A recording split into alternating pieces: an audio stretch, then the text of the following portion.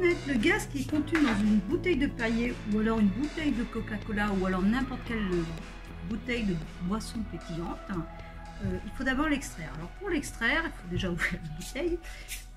On va mettre un petit agitateur magnétique ici. En fait, on va mettre un barreau aimanté et quand je mets en route, il tourne. Et lui, il va être dans la bouteille et va permettre de faire dégazer la bouteille, d'extraire le gaz qui est contenu dans la bouteille. Hop, tac. Ensuite, avec un petit bouchon ici, on vient récupérer le gaz. Et on va essayer de voir aussi quel est ce gaz. Alors, pour voir quel est ce gaz, on va utiliser un produit qui est de l'eau de chaux. L'eau de chaux blanchit en présence de dioxyde de carbone. On dit qu'elle se trouble. En fait, il y a une réaction chimique avec le dioxyde de carbone. Il apparaît un petit précipité blanc en suspension, un nouveau corps, et qui donne cet aspect trouble à l'eau de chaux, où on dit qu'elle blanchit. Donc, j'en mets ici. Et j'en mets aussi dans l'autre tube, vous verrez tout à l'heure pourquoi. Ensuite, le gaz qui est ici, je vais le faire aller dans l'eau de chaux. On va tourner un petit peu et on va voir ce qui se passe. Voilà. Donc on met en route l'agitateur magnétique, le barreau aimanté tourne, le gaz qui était dissous dans la bouteille de Perrier s'échappe dans le petit tuyau ici et arrive dans l'eau de chaux. Vers la fin de la vidéo, je vous montrerai une autre technique pour récupérer un gaz qui est la méthode par le déplacement d'eau. Alors, vous constatez aussitôt l'eau de chaux se trouble, hein, clairement. Enfin, clairement non, pas clairement. Elle se trouble, elle blanchit. Ceci prouve que le gaz qui est contenu dans le Perrier est du dioxyde de carbone. Voilà. Je peux même vous montrer qu'avec un excès de dioxyde de carbone, le trouble qui est apparu, le petit précipité, il disparaît. Avec un excès de dioxyde de carbone, vous allez voir, le précipité qu'on a formé va disparaître.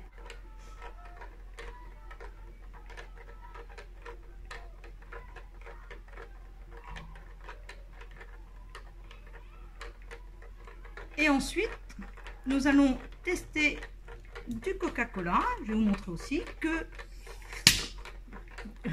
le gaz qui est contenu dans la bouteille de Coca-Cola est du dioxyde de carbone. Comme dans toutes les boissons pétillantes, que ce soit de la limonade, que ce soit aussi des boissons alcoolisées, le champagne ou autre, vous avez le gaz qui est contenu qui est du dioxyde de carbone. Vous voyez, avec un excès de dioxyde de carbone, l'eau de chaux, qui n'est plus vraiment de l'eau de chaux non plus, s'éclaircit à nouveau.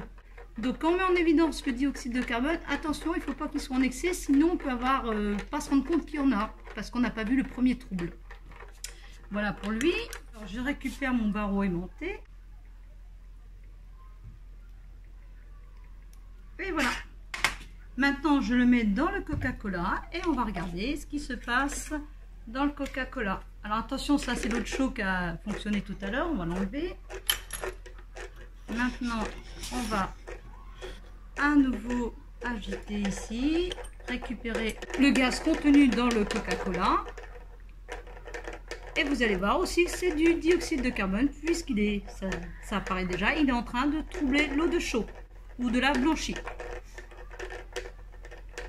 Alors là, je vais vous montrer un petit peu mieux le précipité qui se forme hein, de près. Hein. Moi, je le vois. Donc, il ne faut pas qu'il y ait un excès de dioxyde de carbone, vous l'avez vu. On va attendre qu'il y en ait un petit peu plus. On va secouer un petit peu la petite bouteille de Coca-Cola. Voilà. Hop. Et donc, observez bien, on voit le précipité, le petit solide en suspension.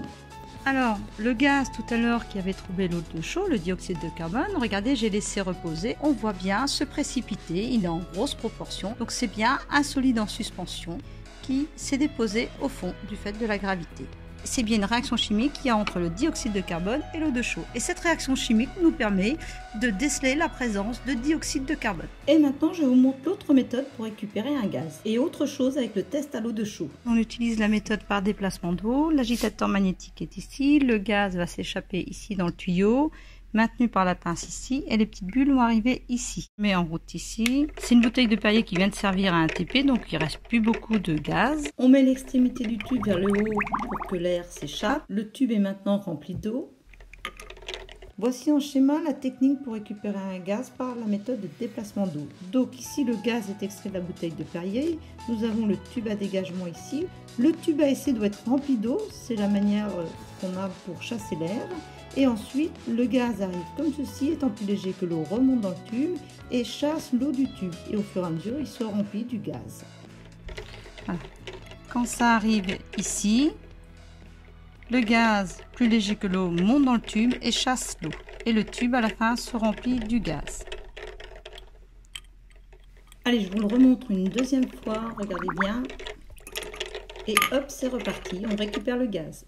Le tube est complètement rempli du gaz, du dioxyde de carbone. Alors, je vais vous montrer le test à l'eau de chaud qui est très intéressant quand on le fait comme ceci. C'est-à-dire que je récupère le dioxyde de carbone, je vais ajouter l'eau de chaud. Voilà, et je secoue. Évidemment, ça blanchit aussitôt, mais il se passe quelque chose au niveau de mon doigt là. En fait, mon doigt est aspiré. Pourquoi mon doigt est aspiré? Eh bien, tout simplement parce que le gaz qui est ici fait une réaction chimique avec l'eau de chaud, c'est pour ça qu'elle se trouble. Et donc, du gaz disparaît dans le tube. Et la pression atmosphérique, elle, la force exercée par cette pression, pousse mon doigt à l'intérieur, puisqu'ici, la pression s'est abaissée. Et donc, la force qui l'emporte, c'est la force exercée par les pressions extérieures. Écoutez bien, je vais enlever mon doigt. Voilà. Dans cette vidéo, j'ai extrait tout le gaz qu'il y a dans une bouteille de Perrier. Vous allez voir, la quantité est impressionnante. Dans celle-ci, je vous montre que le dioxyde de carbone est soluble dans l'eau. Et dans cette vidéo, je vous montre qu'il est plus soluble à froid qu'à chaud. Et je fais un lien avec le réchauffement climatique.